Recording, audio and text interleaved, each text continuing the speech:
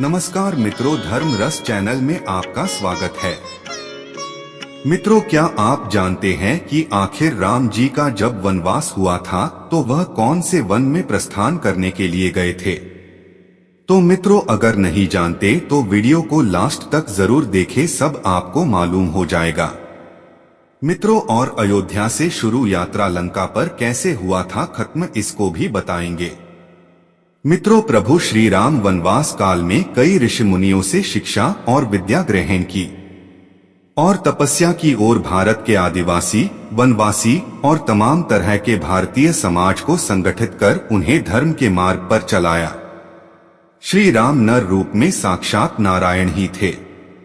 भगवान ने इंसान के रूप में लीला की थी। जब जब अधर्म धर्म पर हावी होता है तब तब भगवान अवतरित होते हैं और धर्म की स्थापना करते हैं। रामायण ग्रंथ के अनुसार प्रभु श्री राम अयोध्या नगरी में अवतरित हुए थे। भगवान मर्यादा पुरुषोत्तम श्री राम को 14 वर्षों का वनवास मिला था। उनके साथ उनकी पत्नी सीता और भाई लक्ष्मण वन में गए थे। श्री राम, लक्ष्मण और माता सीता 14 वर्ष तक भारत भूमि पर विभिन्न स्थानों पर रहे।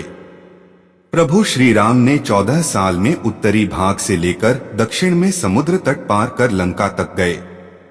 प्रभु श्री राम वनवास काल में कई ऋषि मुनियों से शिक्षा और विद्या ग्रहण की, तपस्या की और भारत के आदिवासी, वनवासी और तमाम तरह के भारतीय समाज को संगठित कर उन्हें धर्म के मार्ग पर चलाया। रामायण के अनुसार जब भगवान श्री राम को वनवास हुआ तब उन्होंने अपनी यात्रा अयोध्या से प्रारंभ करते हुए रामेश्वरम और उसके बाद श्रीलंका में समाप्त की। इतिहासकार और पुरातत्व शास्त्री अनुसंधानकर्ताओं ने श्री राम और सीता के जीवन की घटनाओं से जुड़े ऐसे 200 से भी अधिक स्थानों का पता लगाया है, जहां आज भी तत्संबंधी स्मारक स्थल विद्यमान हैं, जहां श्री राम और सीता जी रुके हुए थे। अयोध्या में श्री राम को जब वनवास हुआ तो वे सबसे पहले तमसा नदी पहुंचे, जो अयोध्या से 20 किमी दूर है। इसके बाद उन्होंने गोमती नदी पार की और प्रयागराज से 20-22 किलोमीटर दूर वे श्रृंगवेरपुर पहुंचे, जो निषादराज गृह का राज्य था। यहीं पर प्रभु श्री राम ने गंगा के तट पर केवट से गंगा पार करने को कहा था। रामायण में इलाहाबाद से 22 मील उत्तर पश्चिम की ओर स्थित सिंगरौर के इस नगर का उल्लेख आता है।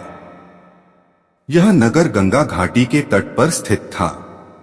उत्तर प्रदेश के इलाहाबाद जिले में कुरई नामक जगह है। गंगा के उस पार सिंगरौर तो इस पार कुरई है। कहा जाता है कि सिंगरौर में गंगा पार करने के पश्चात श्री राम इसी स्थान पर उतरे थे।